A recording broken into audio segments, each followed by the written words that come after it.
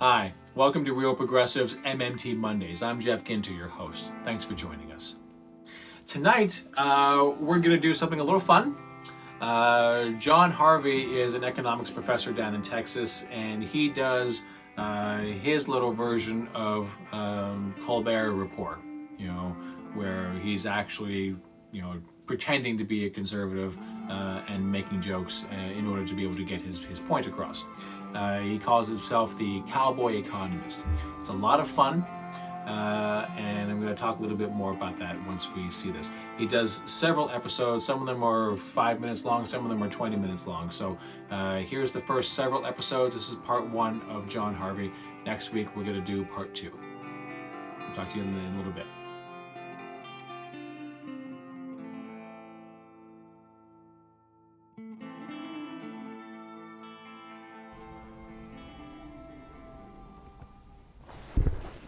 Oh, well, howdy. I didn't hear you come in. Normally, I'd shoot you for unlawful entry, but seeing as this is your first offense, I'm gonna let it go.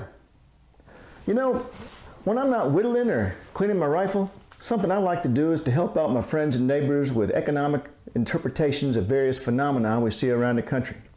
And why, just today, I received this letter from a woman in Tyler. Let me read it to you. Dear Cowboy Economist, I think my children are becoming socialists. What are the telltale signs, and where is the closest re-education camp? Signed, Terrified in Tyler. Well, let me answer your second question first. That'd be College Station. But to the first question, boy, that's a doozy. What is a socialist? Is it somebody who wants the social ownership of the means of production? Is it an individual who's in favor of universal health care?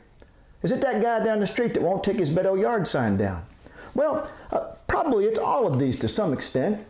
But you know what? In order to really get at this, we need to be a little bit more scientific about it. We need to come up with a definition. Now, because it's impossible to hunt down socialists without a wanted poster. One mistake people often make in this approach is to define by example. What this means is to say, for example, what's a cow? Well, a cow is like Bessie. Or, what's a mountain? Well, a mountain is something like Mount Everest. But then, what do we do with an entirely new phenomenon? Like, for example, my wife. Where does she fit in here? When I first thought about this, I thought to myself, she's a lot more like a cow than she is like a mountain. Well, I'm here to tell you from bitter experience that that's the kind of logic she rejects. And that what she recommended to me was instead that one define a cow by its functions or by its innate characteristics. So I thought, well, that's not a bad idea. So I went and got myself a dictionary and looked it up. Here's the definition of a cow.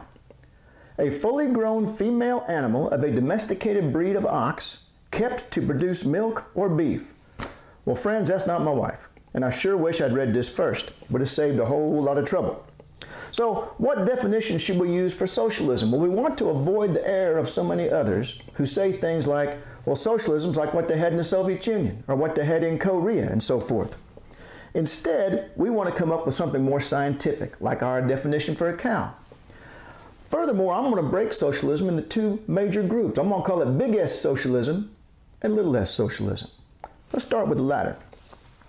Now, looking this up, the best definition I ever found, and as I mentioned earlier, there's many, but I think the best one I found was this. Socialism is the distribution of a good or a service by a means other than income. What this means is this. We distribute saddles by income. If you got enough income, you can have yourself a saddle. We distribute horses by income. If you got enough income, you can get yourself a horse. We distribute leather-bound copies of Marx's Capital by income. You got enough income, you get yourself a leather-bound copy of Marx's Capital. However, we do not distribute police protection by income. All you got to do is dial 911. When you describe your emergency, they do not say, "Can I have a credit card number, please?" What's the 3-digit number on the back? They don't say any of that. They say, "What is your emergency?" If it sounds as if it's something they can help you with, they're going to come right over. And it doesn't matter whether you aren't even a citizen of this country and have never given any money into the taxes that pay these fine young men and women's salaries, you are still entitled to police protection. In short, in this country, we distribute police protection by a means other than income. We distribute it by means of those who need the protection at the time, and a crime being committed, and so forth. Now, that makes the police department a socialist institution. I'm sure some of y'all are reacting the same way my wife did when I compared her to a cow, but even though I stand well corrected on that issue, I'm right on this one. Indeed, comrade, there's socialism all around us right now. I made a list. Public libraries, public schools, national parks, fire departments, NASA, the United States Army, Navy, Air Force, Coast Guard, and Marine Corps are all socialist institutions. I know it's horrifying. Before we dig deeper into that nest of vipers, though, let's step back and have a look at big S socialism. Now, this is quite a bit different from little s socialism. It's a much more specific, theory, you should say, and that is a recommendation that what we want with big S socialism is we want social ownership of the means of production. We want, for example, Ford, Microsoft, Exxon, Walmart, Citibank, all to be owned in this country in the same way NASA is owned. And the basic goal here is that we're eliminating a class of people who earn income from nothing but owning. You can earn income from working, you can earn income from managing, you can earn income from directing, but you shouldn't earn income from just owning. I think the easiest example of this is perhaps someone who has inherited wealth. They have done nothing to earn that wealth, and yet because they have inherited, say, for example, the Hilton Hotel empire, then they can receive an income from that ownership. The goal of big S socialism is to eliminate that class of people and have us all own the means of production in a social manner, in the same way we do with the Marine Corps and with NASA. Well, that gives us a chance to think about some wanted posters here, and to help this horrified woman in Tyler determine whether or not her children are socialists. Let's start with big S socialists. Here's my wanted poster. I don't know if you've seen this guy or not. And if you're trying to figure out if your children are becoming big S socialists, this is what you need to look for. Are they carrying around copies of the Communist Manifesto? Are they going on about labor being the only source of value? Do they talk about the different stages of economic development? If so, they're probably getting ready to expropriate the expropriators. Now, fortunately, very few of these types exist. But on the other hand, if your children have gone down this path, there's not a whole lot you can do. Why, they're easy to spot, but these are people who have gone through the work of reading Marx's Kapital and trying to understand it. It's not going to be an afternoon conversation to dissuade someone of what they've read in these books. So I apologize, or rather I'm very sorry for you if this turns out to be the case. Now, I suppose you could, if you were desperate, as a parent, read through these yourself and work up some sort of an intellectual argument to have with your children to try to bring them back to the ways of God and freedom. But very few parents actually love their children enough to do that. So, very sad. Could your children be little s socialists? Like this man right here. Well, you know what? They could be. That's a very strong possibility. But the problem is that pretty much everybody is a little less socialist. Anybody who believes that we should be distributing some goods and services by means other than income is a little s socialist. If you think it's okay that you don't have to pay to go into a public library, you're a little less socialist. If you think it's okay that you don't have to get out your checkbook if you have a fire at your house, then you're a little less socialist. If you think that it's okay for the United States Army to not be run as a private enterprise, I mean, imagine what that would entail. The United States Army would have to operate like an insurance company. They would have to come by your house. Hello, are you the woman of the house? My name is Captain Johnson, United States Army. Are you afraid of Canadians? Me too. We have 3 levels of protection against Canadian aggression. And then you'd sign up for them and so forth, and that's how they'd finance the United States Army. Well, we would have lost World War II for sure if we'd operated that way. So once again, if you're okay with any of these things, you already are a little less socialist. In fact, what we're witnessing today in towns across America, including Tyler, Texas, is actually not an argument over whether or not there are some goods and services that should be distributed by means other than income, but which ones should be distributed by means other than income? That's been the argument.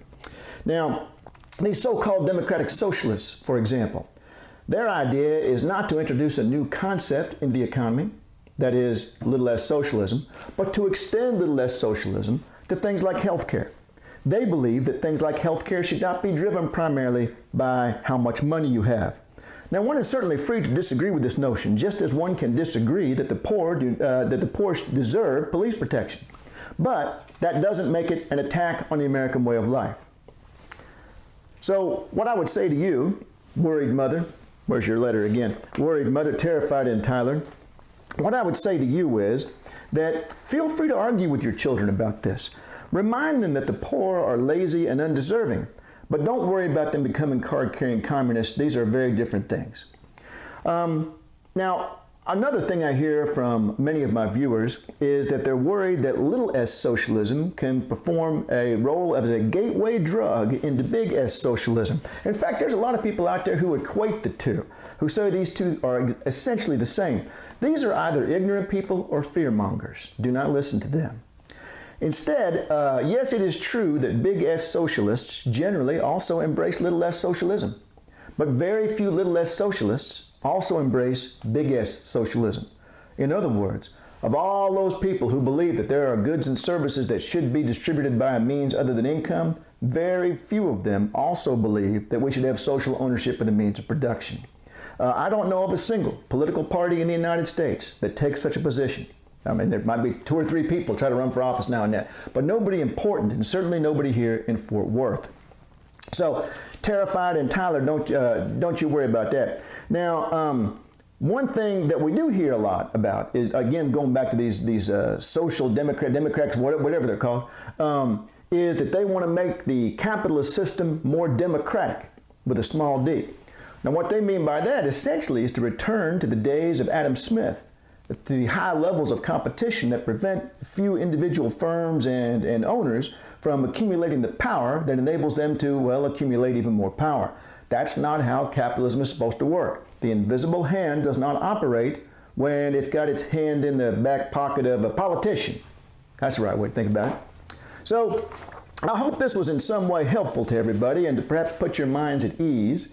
I know I feel a lot better having thought through these issues myself. Will this prevent me and my militia group from worrying about various other issues? Probably not. But I don't think we need to worry about socialists. For now, we've got them under control.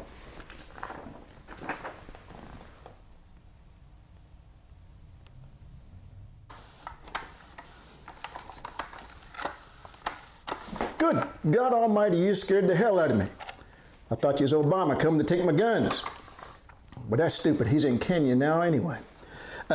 Excuse me just a moment. Let me put away my weaponry. You know what? I'm glad you stopped by. Turns out, I got another letter. This time from all the way in Lubbock. Let me see if I can remember what they's asking me. Let's see here. Dear Cowboy Economist, that's me. I'm worried. How long before China comes over here and takes what's theirs? When will we stop borrowing money from them? Signed, Looney in Lubbock. Good Lord Almighty, I wish somebody would send me an easy question. As a matter of fact, that's going to take a lot of explaining. I'm going to need to do more than one video. Because you see, in order to understand how the government goes about financing its operations, you should really hear how the people in the private sector do it first. And unfortunately, that is extremely poorly understood. So it's going to take me a little bit. Well, let's get started. First, let's talk about banks. Now, I believe that most people think that what banks do is loan out somebody else's savings. Well, they do a little bit of that, but that's actually a very minor factor. Indeed, what they actually do, and I don't mean the Federal Reserve, I mean the bank that's down the street from you. I mean my little local branches right here in Fort Worth. They create money out of thin air. And I know it's hard to imagine that because you probably think of money as stuff like this. Well, and yes, obviously that is money, But as you no doubt realize, most money is actually an electronic entry on a computer somewhere. And so the real question for us is, how do those electronic entries get made? Well, strangely enough, the easiest way to answer that question is to actually go back in time to before computers existed. For example, let's think about the Old West. Let's say that this is a small farming community and there's a general store, and Farmer Pat comes into the general store and says, excuse me, general store proprietor, I would like to plant some corn. However, I do not have the money for seed. Well, the proprietor might say, well, Pat, I've known you for years. I know you're good for it. Why don't you sign this IOU right here? And then when the harvest is over and you've sold the crops, well, you can come in here and buy the IOU back from me. And if you end up not paying me back, well, then I'll just see to it that you're hanged. A simpler life back then. So what happens here is, notice the proprietor doesn't even have any savings. The proprietor has seeds, but seeds that are being unused. And so what we can do here by extending credit to Farmer Pat, we could put a real resource in action and create something that didn't exist before, and that was some corn. Now, but wait, there's more. Let's say that when Farmer Pat signed this IOU for $50, that the proprietor of the general store was walking past the stable and saw a saddle that they liked. And guess what? That saddle is $50. You know, theoretically, the proprietor of the general store could trade this for the saddle. If the stable owner was trusting, then they'd be able to trade this for the saddle. In fact, at that point, the stable owner could even go somewhere else. Give me $50 worth of whiskey or something like that. Why, this IOU here could be passed all around town before Farmer Pat ever comes back in after the harvest to buy it back. In fact, think, why, this might be a whole community of farmers. There might be 100, 200, 300 of these in circulation at any given time. And every season, they're going to have to redo this. Hopefully, you've stashed away a little cash from last season, but generally speaking, you end up borrowing some more. So this community here could be essentially running more on this than they are on this. Now, there's a lot to think about here. I'm going to stop and talk about three things. One, the IOU can perform functions just like money. Another, actually kind of an interesting side note, that it will perform the function of money even if Farmer Pat ends up defaulting and being hanged. Now at that point, this might have some sort of curio value, like isn't that the guy that got hanged or something like that. But otherwise, it's not worth $50 anymore. And this is very important. The whole system depends on trust. The farmer has to get somebody to trust them that they will be able to grow this food and sell it and buy this back. The stable owner has to either trust Farmer Pat or trust that the merchant is a good judge of character. And so this is so important, I wrote it down. A financial system is a series of interconnected promises to pay someone else in the future, and it is stable and viable only so long as these different entities trust one another. That's deep. I feel myself tearing up. I'm okay. Now, the only thing that's different today from this scenario is that, generally speaking, the merchant and the individual issuing the IOU are no longer the same person. In fact, what we have today is an entire industry that focuses just on determining your creditworthiness and then extending to you IOUs in the event that you'd like to spend more money than you've got. And of course, I'm talking about the banking industry. And in fact, this is so important in the real world. You think, well, that's interesting. Maybe a few of these are floating around, but really most money is like this. I read an article by an Englisher by the name of Richard Werner. And in his paper, and it had lots of numbers and stuff, in his paper, he estimated that 97% of all the money circulating in England today was created by the process of extending credit.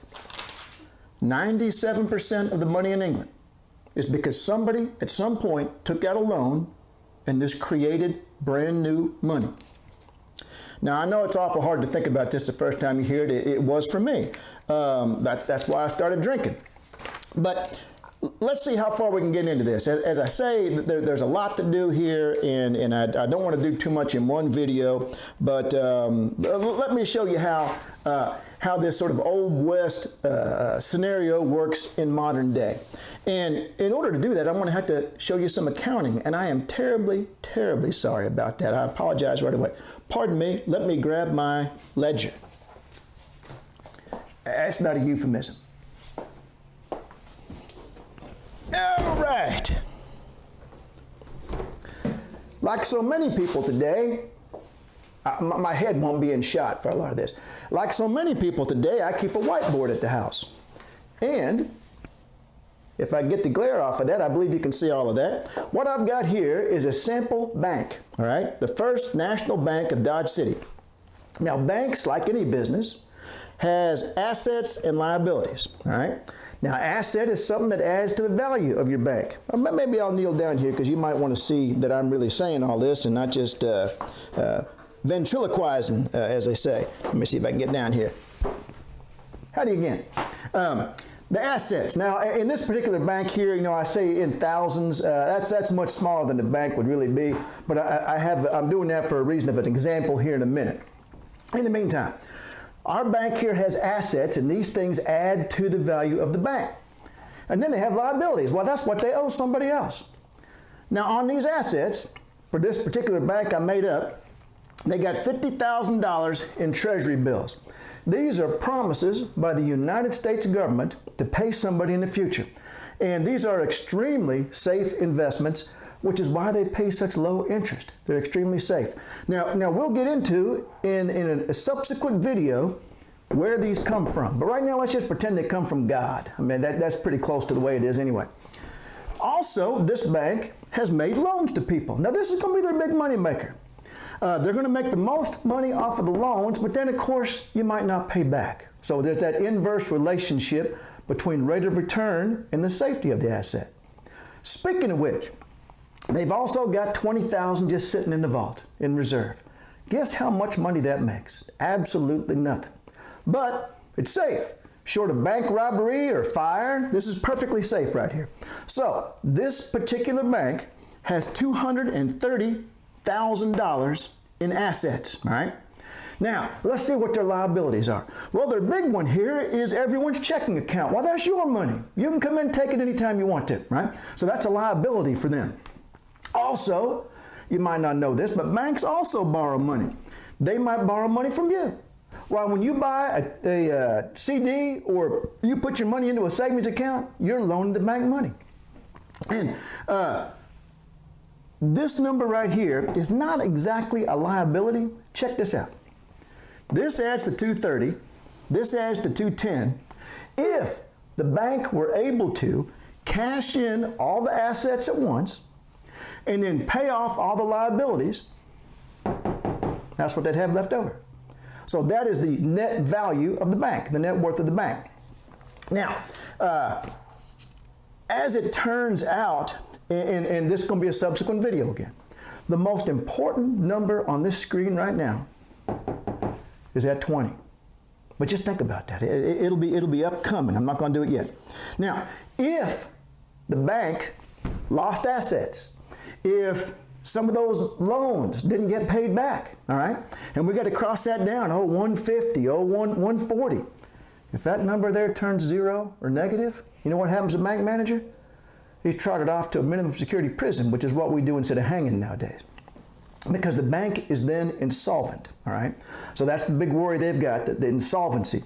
That if this number gets down to zero or negative, even worse, well, frankly, if it gets small, all of a sudden you'll get a knock on your door from the government, just like I thought I had earlier in this video. All right, so, but this doesn't explain how money is created today in the same way as it is with the IOUs. So let's create a scenario. Let's say that I've decided that I'd like to buy a car for $30,000, no money down. Now, first thing, I'm going to lay this down here a little bit and talk again. I'll have to pick it up. There. First thing we're going to have to do is we're going to have to go into the dealership and negotiate with the salesperson. Now, my wife and I like to play good cop, bad cop on that. It's really a fun game. For example, I might be on the showroom floor and scream out, who in God's name do you think you people are? I'm going down to the other dealership, who is your mother, and slam some doors and stuff like that. And then what she does is she walks up real quiet and puts her hand on my arm and she says, honey, don't forget what the probation officer said. And we have found this to be an effective negotiating technique. But that's really sort of an extra issue here. That's just to determine the price of the vehicle. Our problem now is I ain't got $30,000. So what I need now is a bank. Now I got two choices here. I could go off to a bank by myself and negotiate this loan for $30,000, or I could buck up my courage and go into the finance manager's office there at the dealership. Now, you've got to have a strong stomach for this. You've got to practice in a mirror. That's what we usually do, saying no over and over. And you also have to steel yourself for the possibility of seeing a grown-up cry. Because if you are able to leave without buying any of the extended warranty, that's liable to be what you see. So, let us now, I believe we're up to the loan. Yes, we are. We're up to the loan now. Let's see how we make that sausage. Here is how money is created in the private sector when somebody takes out a loan. Now, first of all, let me get my green pen out. First of all, let's say this bank, of course they want to make the loan because this is a big money maker. And if they feel like I'm going to pay it back, well then yes, they absolutely want to do this. So first thing they're going to do is they're going to change this to a 190. Hope you can see that's not real big. But now they have an extra $30,000, that's what I'm borrowing, to buy this car. So we put that down on loans, right? Now that's simple enough. And oh, I'm sorry, I should change this down here, shouldn't it? $260,000 worth of assets. But do you know what this leaves open? How did they get the money to me? Where does this money come from? It can't come from reserves. They don't have that much. Well, all they do, pardon me while I reach, you're not going to believe this. They hand me a checkbook, and they say, you know what? You can write checks up to $30,000 on that. Oh, need my red pen.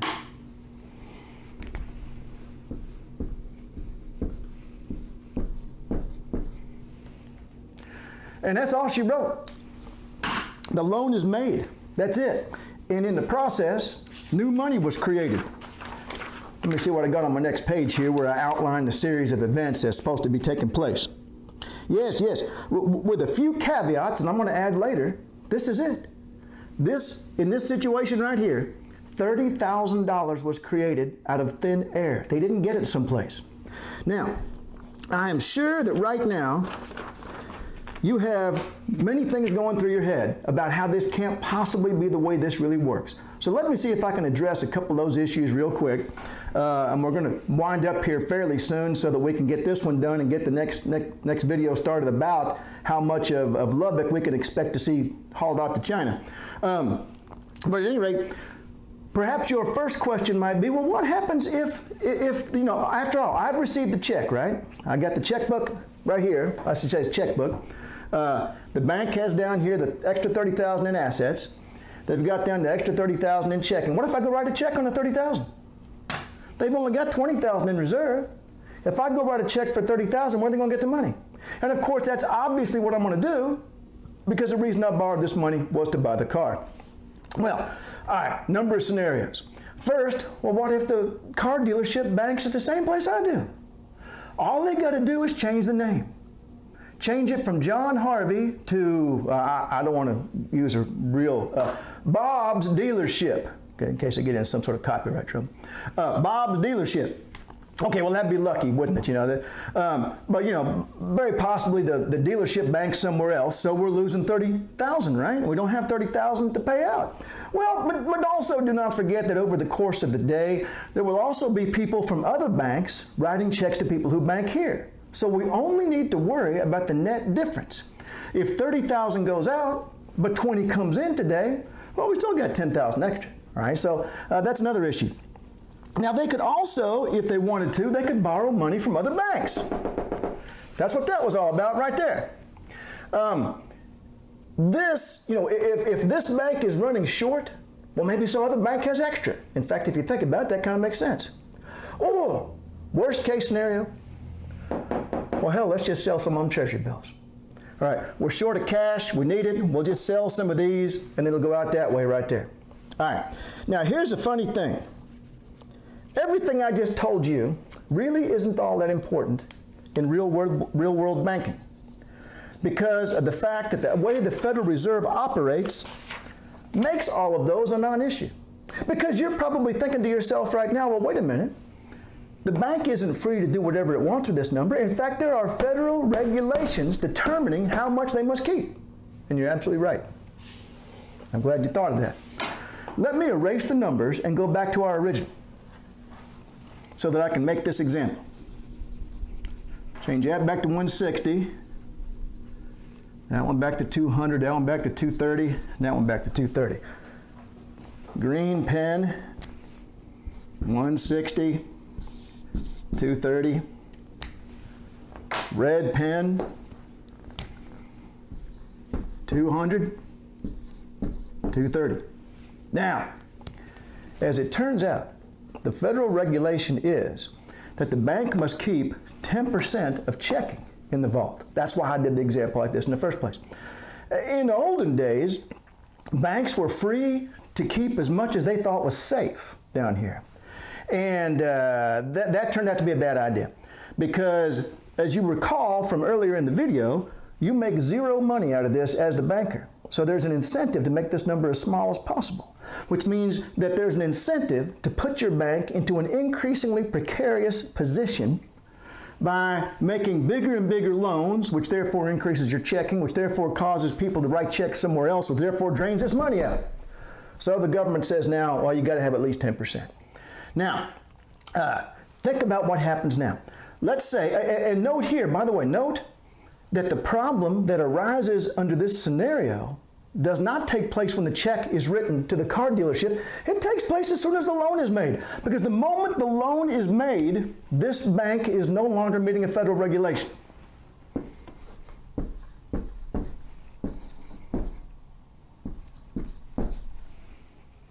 Going back to the $30,000 loan,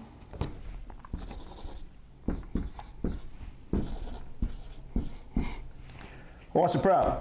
Well, the problem is very clearly right there. It's not 10% anymore.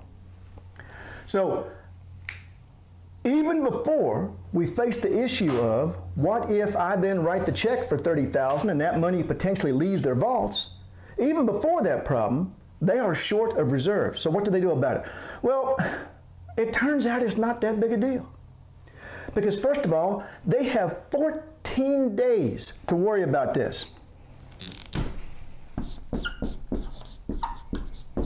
This is not a problem that needs to be solved right now.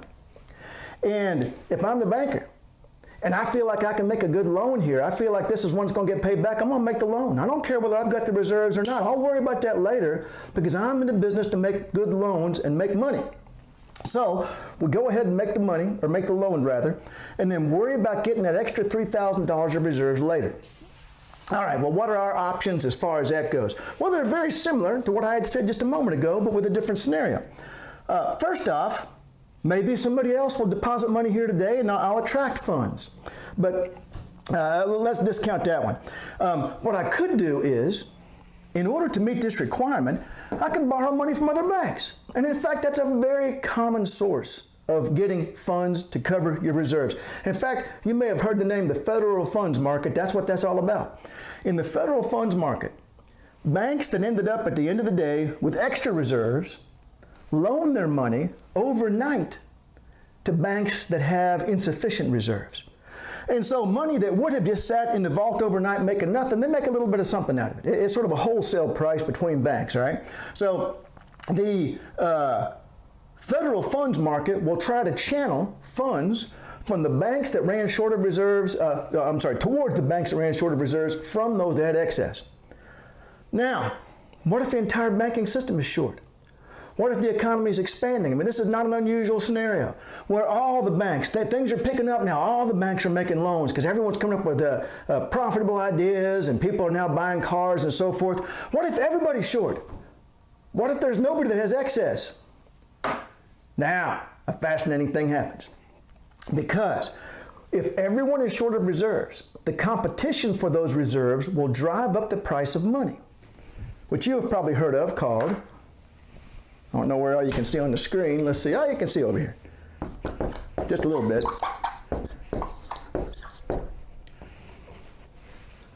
The interest rate. The interest rate's the price of money.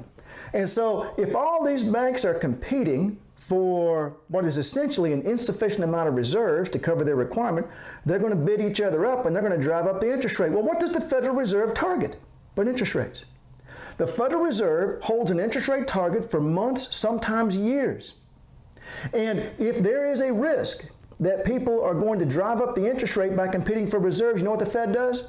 They inject new reserves. What the Fed would do, if this bank couldn't get the money anywhere else, we'll change that to 47, change that to 23. Long story short, we're done.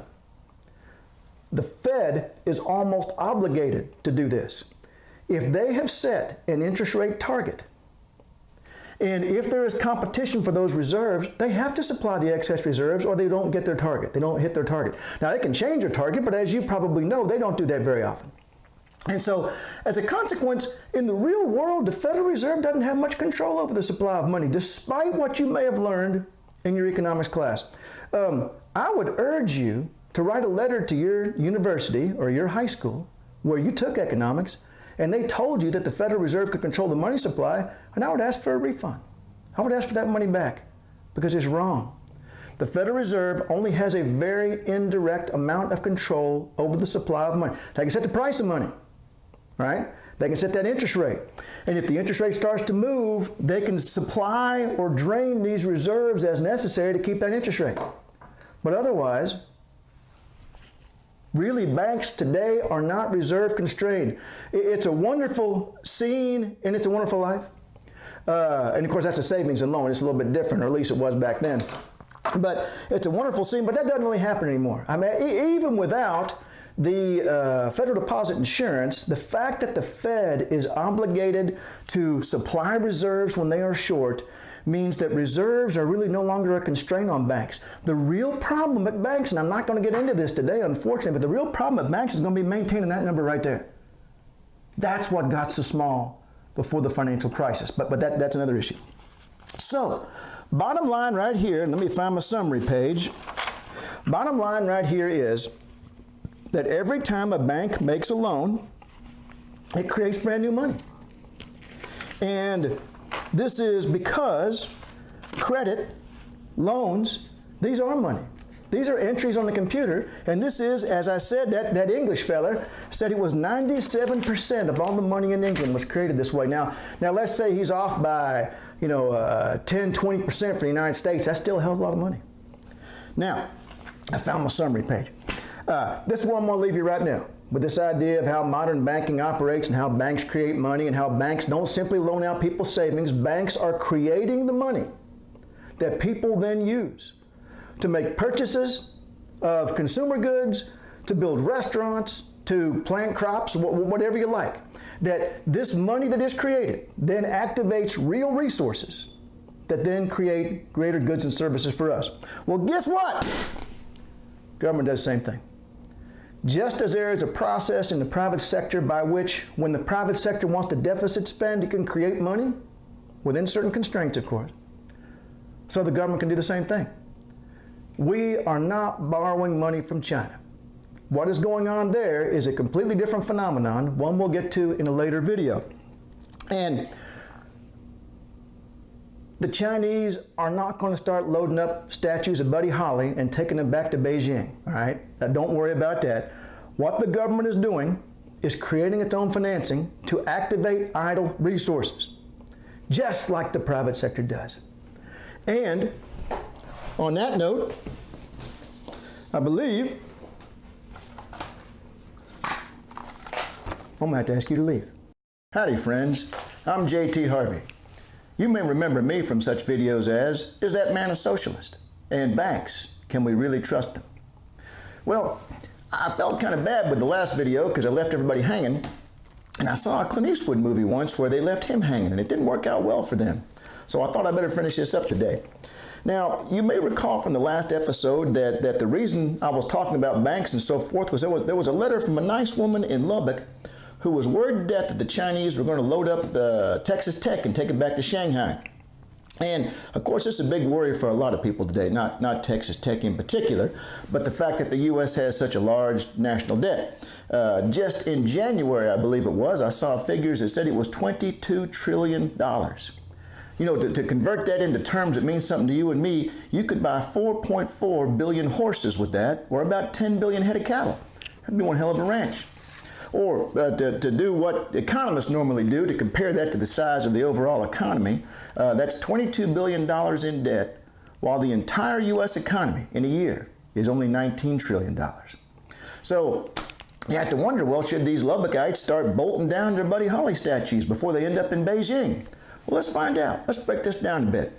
Now, let's first back up, and if you haven't seen the previous video, I'll try to make it through this one without that being necessary, but it wouldn't be a bad thing to see it. I have collected all of my materials at www.cowboyeconomist.com.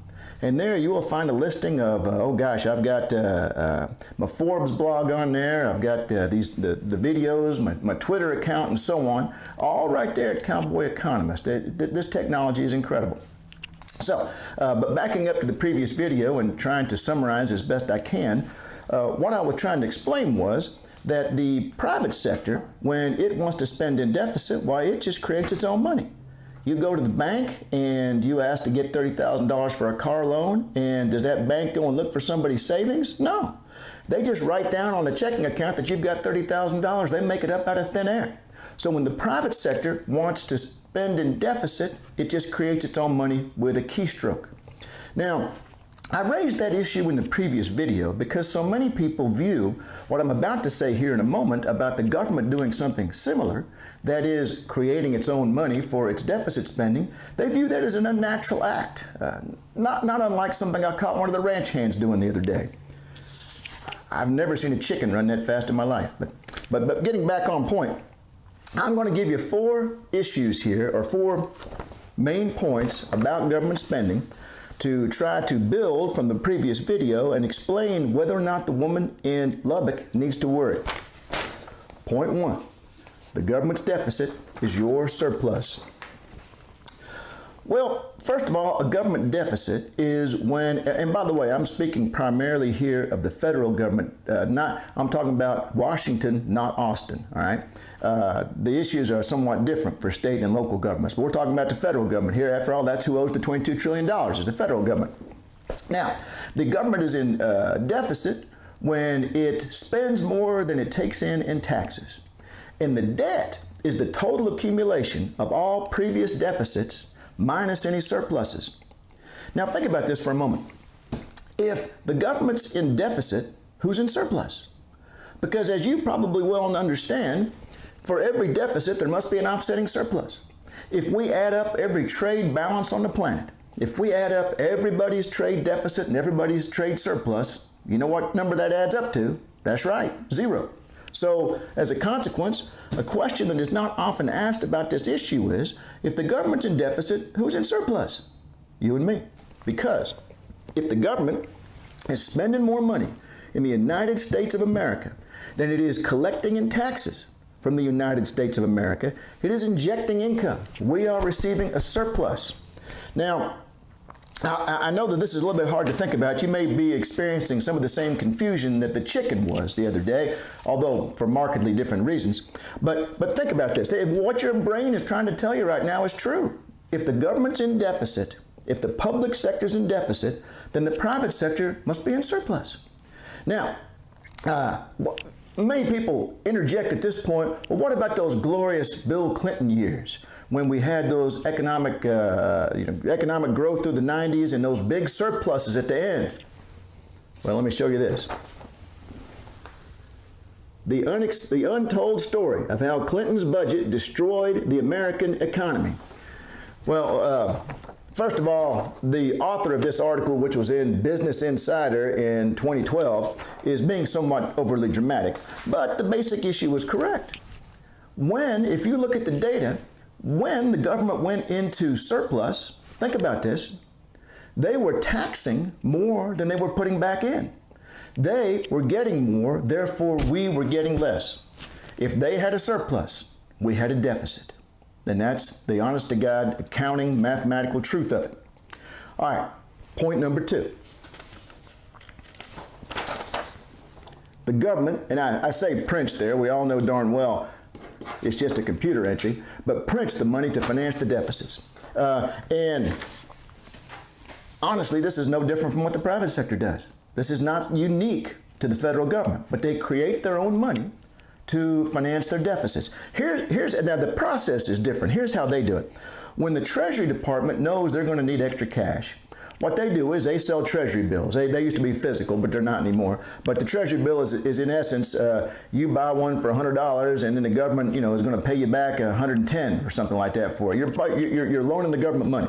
So when the Treasury Department sells these Treasury bills to what they call primary dealers in the private sector, that's how they get their cash. Now, this drains cash from the private sector, right? I mean, if the government's going to sit here and sell all these Treasury bills out here to people in the financial sector, then the Treasury bills are going out to the private sector and the cash is coming in to the public sector. Remember what I said in the previous video about the Federal Reserve. They target interest rates. They set a target for months, sometimes years, and they don't want interest rates to move from that point. Now, if we're draining cash from the private sector, are interest rates going to go up or down? That's right, they're going to go up. So, what does the Federal Reserve do? In order to prevent this from happening and hit their target, they're going to buy up those Treasury bills. So, look, observe this. Let's say this here's a stack of Treasury bills, and this stack of books here is the Treasury Department, all right? So they need some extra cash. Oh, I've even got some cash here, all right? So they sell this to the private sector, and the private sector gives them that cash. But now the problem is that this sector out here is short of money. So what I'm going to have to do if I'm the Fed, I need to buy these back up with cash. Now, unfortunately, I used all my cash over here, but I'll just make some up. I'll print up some cash, the equivalent amount here to put back in the economy. And so for all intents and purposes, what has happened here is that really and truly, me as the Federal Reserve, I've just given them some money. Only thing is we worked through a third party that when they sold the Treasury bill over here, I bought the Treasury bill back up. And guess who the largest holder of Treasury bills is? It's not Beijing, it's the Federal Reserve. And for this very reason. So once again, when the government does exactly what the private sector does and creates its own income, or rather creates its own credit to buy things that they can't afford right now, then the Federal Reserve is forced to do the same thing I mentioned in the previous video. And that is that when the banking sector ends up short of reserves because we've created new cash, the Fed is forced to inject those reserves. So for all intents and purposes, the Fed is sending the money right over here. You may have read articles about this after the financial crisis. They were calling the chair of the Fed, Ben Bernanke, they were calling him Helicopter Ben, which is a reference to a truly terrible article written by Milton Friedman that I had to read many years ago that actually is showing an example of fiscal and not monetary policy, but that's beside the point. But in the article, Milton Friedman has the money supply increased by dropping it out of a helicopter.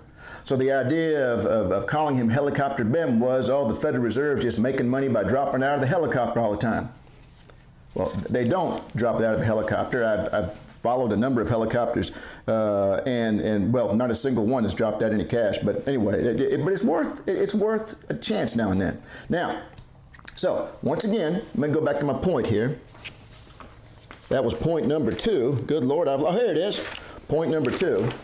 Just like in the private sector, the government creates its own cash to finance the deficits, all right? Different process, different issues involved, but it's not unique. Now, third point. You might be thinking right now, well, okay, fair enough. The government, their deficit is my surplus. And furthermore, they're not really borrowing it from me or borrowing it from China. And let me interject here real quick something that I wasn't going to cover in this video, but I think I want to toss in real quick. The debt to China has nothing to do with the federal government. It has to do with our trade deficit. When we buy more goods and services from them than they buy from us, they got money left over. And they think, well, what are we going to do with this money? And they end up buying, well, often the safest asset on the planet, and that is treasury bills. So the debt to China has nothing to do with the budget deficit. It has everything to do with the trade deficit. And guess who's number two? And actually passed China for a short time a year or so ago was Japan. The country we had thought of for many years as the one who had the big trade surplus relative to us. Well, that's why they have the second most debt. So that has to do with the trade deficit. But back to my main story here. So you might be thinking, all right, well, the government's deficit is my surplus. That's nice. And they're not really borrowing it from China or whatever. They're doing the same thing the private sector does. They're creating money. But surely to goodness, this can't go on forever. But surely to goodness, at some point, we'll find ourselves unable to repay and be forced into default. And I have heard people say this over and over and over. I said, when? When are they going to default? Well, someday. It's infuriating. That statement is absolutely just as false as saying that, I don't know, anything written after 1958 counts as country music. We all know it doesn't, all right? Absolutely false. So, and what I'm stating here is not a theory or an opinion. It is a fact. Oh, I'm sorry, I haven't given you the third point here. Our government can't be forced to default on debt denominated in dollars. Not an opinion, not a theory, a fact. It's the law. Now, this should be the least controversial thing I tell people, but they find it the most difficult to believe. Now, to combat that, I've put together, and I have a longer list than this, but a number of quotes from people other than me. They say in logic that this is appeal to authority, but it's all I got because we're talking about law, and law is authority, so I'm appealing to authority.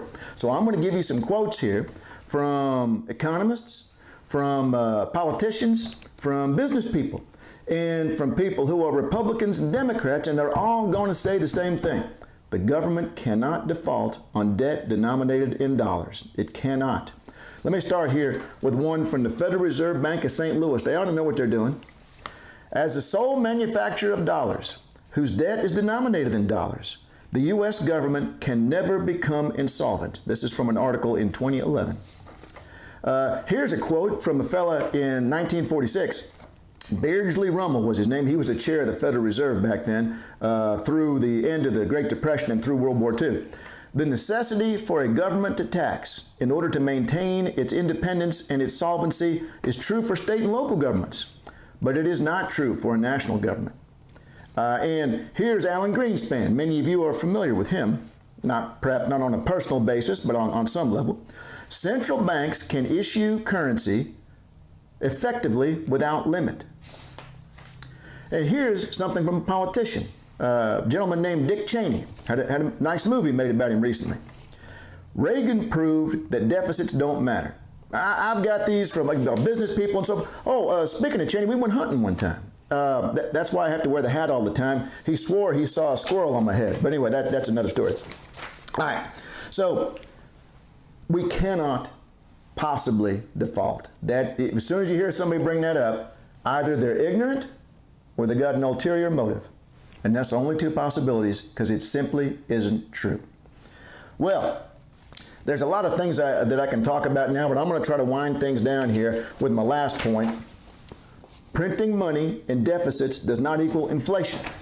So at this point, oftentimes when I'm talking to a local 4-H club or a stock show, somebody brings up, well, sure, okay, fair enough. Government deficits are my surplus, and sure, they're creating their own money, and sure, the U.S. can't default, but even if I grant all these things, isn't this terribly inflationary, all right? Well, this is one of those times when a myth refuses to die in the face of mountains of contradictory evidence. Just think about just one example. You may recall after the financial crisis that we spent in deficit in a way we had not done since World War II. By far the biggest government deficits since the war. And As I mentioned earlier about Helicopter Ben, we pretty much just printed the money. We went through the primary dealers out here to get over to the Treasury Department, but we just printed the money or hit it on a keyboard and created it electronically, one way or the other. And little wonder that we have experienced, since this happened, terrible inflation. That's what they call irony, because we haven't. It's been exactly the opposite. In fact, I looked it up. Before I came on the air, I thought, well, I'm going to look back at the data and see. And what I was expecting to discover was that the rate of inflation since the financial crisis has been below average. I found that. But you know what else I found? It has simply been the lowest that we have had in any decade since 1950. This has been the lowest rate of inflation we have had in any decade since 1950, despite the fact that we have had the biggest deficits by far since World War II, and that we have financed these by printing money. Well, now there's a mystery here, isn't there, all right? So what's going on? Why doesn't this cause inflation? Well, there's a bit more to it, and you got to back up and think, why does somebody deficit spend, private sector or public sector, in the first place? Well, they want to be able to purchase resources to use for their purposes, to produce some good or service. For example, if you're a farmer, you might borrow money to buy seed to plant corn and grow corn, all right? Why did you borrow the money? Well, you couldn't afford it. So you're trying to get control of a resource, in this case seed, and then use that to create another good or service. Or if you're an entrepreneur, you might end up, that's a French word, you might end up wanting to build a restaurant, all right? So you're trying to get control of bricks and mortar and fry cooking machines and fry cooks and so on to build your restaurant. So you borrow this money so that you can control those resources and do with it what you want to. Or the government does it, what about the government? What are they doing? Well, they're going to build a bridge or a school or something like that, but they're trying to get control. So the whole reason for deficit spending is to get command of a resource that you then use for the purposes you think are best. Now, what happens, however, and this is where you get the question of inflation, what happens, however, if there are currently no unused resources? If there are currently none out there that are idle? For example, let's just use labor because it's easiest to think about. What if we are at full employment and you, as an entrepreneur or as the government, decide to deficit spend in order to hire more workers? The government's going to use this to deficit spend in order to hire more park rangers. And meanwhile, in the private sector, they're borrowing and they're going deficit spending in order to hire more fry cooks. All right. Well, if you've got more competition for the labor, then the cost of labor is going to go up, and that causes inflation. Which, I mean, inflation is not in and of itself a negative, but that's not something I want to go into here. But the point being that if resources are in short supply, then yes, absolutely, deficit spending by the private or public sector can be inflationary. But we had 15 million people unemployed after the financial crisis. So resources were not in scarce supply. And so it is little wonder then that we had the biggest deficits and the biggest increases in money supply since World War II, no inflation, because we were activating idle resources. Now contrast that to an earlier period, World War II. We had unemployment below 2%, and yet spending and deficits that were even bigger than what we recently experienced. And of course, this was terribly inflationary. There were no excess laborers, all right, as World War II. We got, I think I said, below 2%. And so this is why we had to have rationing and wage and price control. That, there weren't enough tires, there weren't enough cars, there weren't enough radios. And so people are competing. And why weren't there? Because the government was using those resources. They were taking command of them and pulling them off to the side and building tanks and so forth. So they were in short supply. So absolutely, deficit spending by the private or public sector can cause inflation, but it depends on other circumstances. People saying that money growth causes inflation have, I believe it was Samuel Johnson, a neighbor of mine, that said a little knowledge is a dangerous thing, and I should know. And this whole idea that money growth creates inflation is a perfect example of that. I have, by the way, if you go to cowboyeconomist.com, you'll see a link to one of my Forbes articles on this very issue, that money growth by itself does not cause inflation. It is a far more complex phenomenon. Now, all right. Well, I think that's plenty for one video. I hope I've given you something to think about while you're riding the fences, looking for strays and rustlers and so forth. And I want to leave you with one last thought, though. Why should the government spend in deficit at all? Why do we want them to do this? Well, I think that the easiest way to get to the answer to that is to think about this. For the private sector, labor is a cost to be minimized. So as a consequence, there's no reason to expect the private sector to hire everyone who is willing to work. If they do, that's great. But if they don't, it's not their fault. You know, they are following the rules and regulations as they're set out for them. They're trying to increase their profits and so forth. If they're losing money, they shut them down. So they are not wrong to minimize the use of labor. However, this has terrible social consequences if we do not try to address it in another manner. So, for example, we could have the government hire people instead, as they do. Well, during World War II is a perfect example again. In fact, in that sense, the Japanese did far more for ending unemployment from the Great Depression, which was still at 9.9% by 1941.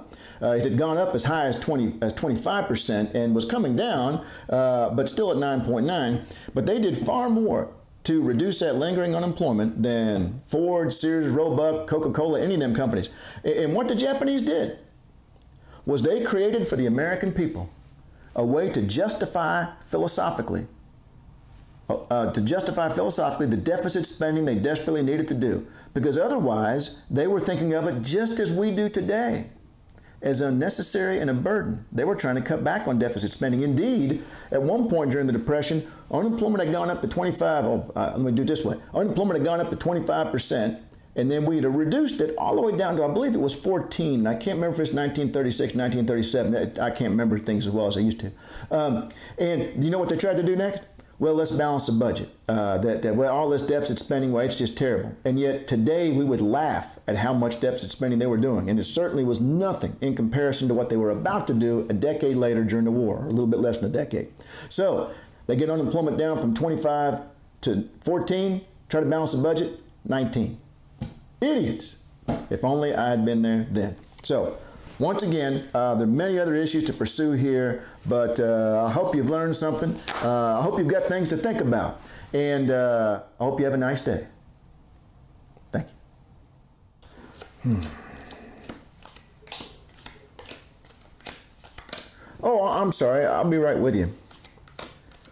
I got these green cards here at the dollar store. Oh, hell, I already messed up. I'm going to have to do a new deal. A green New Deal. People often tell me I have a comic mind. It's not something I really work at. I was born with it. Well, even when I was a small boy, I remember people saying, that boy's funny. Well, I have something serious to talk about right now, and that is that Green New Deal. Now, we have heard a lot about this here lately. All these Democrats lining up trying to attack our president in 2020. Now, this doesn't mean that all those Democrats are in favor of the Green New Deal. In fact, some of them are distancing themselves from it faster than Dianne Feinstein at a grade school open house. But there are others who embrace it. Of course, they're being described at best as dreamers, at worst as radicals. So where should we stand on this, you and me, average American? Well, I decided to have a look at it here, and I thought we might break it into two parts to make it simpler to think about. One being the green part, that addressing climate change, and one being the New Deal part, that the part dealing with deep-seated economic problems.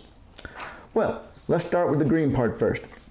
Now, it is premised on the idea that climate change is actually real. Well, as you and I know, this is actually a highly controversial issue. And since I'm not a scientist, I asked my wife if she wouldn't mind putting together a few materials for us to peruse here on the video. But I asked her only American sources so that it wouldn't have any liberal bias. Here's what she found out. First of all, she looked up NASA. Well, I was disappointed to see that NASA is treating it as a fact. They said that 97% of all climate scientists say it was true. Of course, NASA still says they landed on the moon, so we know how much we should believe that. U.S. National Oceanic and Atmospheric Administration, or NOAA, also said that climate change was real. Makes me think that maybe they ought to stick to naming hurricanes or hemicanes or whatever gender they're using nowadays. So with this initial disappointment, I asked if she wouldn't mind digging a little deeper. And I haven't actually looked at the list yet. She put together a whole bunch of different American scientific groups and their opinions on climate change. So let's see what we find out here. American Association for the Advancement of Science. The scientific evidence is clear. Global climate change caused by human activities is occurring now and is a growing threat. Okay, let's move on to the next one. American Chemical Society. Comprehensive scientific assessments of our current and potential future climates clearly indicate that climate change is real, largely attributable to emissions from American Geophysical Union. No, we don't want that one. American Medical Associate now. American Meteorological. I had no idea there were so many liberals in science. U.S. National Academy of Science. Oh, here we go. The Pentagon. Winners of back-to-back world wars. Let's see what they had to say. Flooding, drought, and wildfires driven by climate change pose threats to 2/3 of U.S. military installations. This report probably underestimates the full extent of the risk because it only looks at the next 2 decades. Well, okay, so let's operate on the assumption there might be a possibility of a problem with the climate. That doesn't mean we should go saddling up our horses before we've broken and shoot them. No, as Senator Feinstein just suggested a few days ago, that's not how politics works. And she should know. She's been up there for 30 years and won by more than 1 million votes. So what she's thinking more along the lines of is compromise, incremental progress, negotiation. Of course, up until now, the climate hasn't shown a great deal of interest in negotiating with us. But, and I guess apparently it's currently giving us until 2035 to start cleaning up our act. But I'm sure that Senator Feinstein can get the climate to settle for 2045, 2055. I had a great deal of faith in her. I know I, for one, am sending her my thoughts and prayers. All right, what about the New Deal part? Well, this is the part addressing what they say are deep-seated economic problems. And actually, there's not much controversy here. While leading up to the last election, through both the nomination process and the actual election itself, both political parties were arguing that the middle class is disappearing, that we have pockets of chronic unemployment and underemployment and unprecedented levels of consumer debt. Now, this is what the New Deal part of the Green New Deal is supposed to address. It has things like, let's see here, federal job guarantee, training programs, health care, education, and many of these would, of course, be linked directly to issues involved with the green part. Well, I find that all very interesting and hopeful, but as the Bible says, the poor will always be with us. So I have a tough time getting too excited about it. Indeed, why just a couple of days ago, I saw a piece in the Washington Post where they felt the same way. What they said there was that even though they believed that climate change was a top priority, quote, Democrats should not muddle this aspiration with other social programs, such as creating a federal jobs guarantee. They go on. If the market can redirect spending most efficiently, money should not be allocated on vast new government spending or mandates. Well, hell, I couldn't have said that better myself. There's nothing the market likes doing better than reducing carbon emissions, cleaning up lakes and rivers, creating safe work environments, retraining workers, reducing debt loads. And whenever the market sees somebody that doesn't have a job and wants one, they say, well, come on over here, we'll give you a job, even if it raises our costs. Now, I've heard some people sort of cast some doubt on this by saying that, well, because the private sector needs to pursue profit, and because labor is one of their biggest costs, the private sector actually tries to minimize the use of labor. And furthermore, that the private sector isn't always terribly enthusiastic about cleaning up the environment and so forth when it might cut into profits. I call these people communist sympathizers. I'm not too worried about that. So at any rate, there's the two main legs of the Green New Deal, the green part dealing with climate change that might or might not be true, and then the New Deal part that apparently both political parties believe is an issue in terms of the destruction of the middle class and so forth, but, you know, do we really need to do something about that or not after God has already told us there's always going to be poor people? They're somewhat interrelated, but as the Washington Post wisely pointed out, we don't have to do them both. We could pick out just one. Well, for example, what if we did just the green part and not the New Deal part? We would have a lovely survivable planet for all the unemployed, poor, indebted people to live on. It would be like Dickensian times. It would be like one of them books. I know. God bless us, everyone. I love those stories. It'd be like we lived in Renaissance times. Or we could just do the New Deal part and not do the green part. And so we would have, now Noah says we have a couple of decades, maybe a century before things become uninhabitable. In the meantime, what we would have is a strong, educated workforce with enviable economic growth. We could party like it's 1999. right up until about 2099. So, where do I stand on the Green New Deal? Well, I actually thought I had my mind made up. And then I ran into this article just this morning. Turns out the president's daughter is against the Green New Deal. It says there, Ivanka Trump slams Ocasio-Cortez's Green New Deal. Well, first thing I thought was, well, finally someone with an authoritative voice weighing in on this debate instead of people like NASA and the Pentagon, right?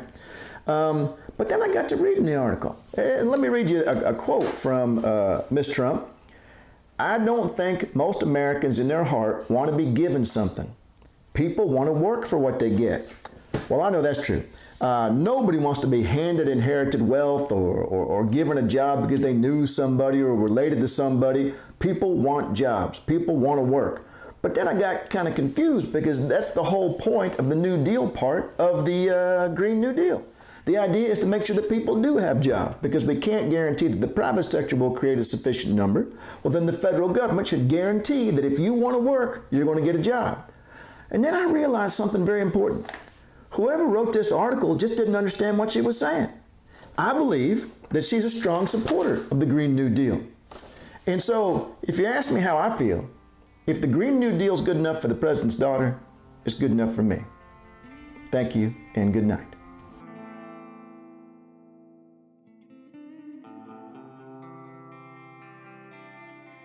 All right, so what did you think?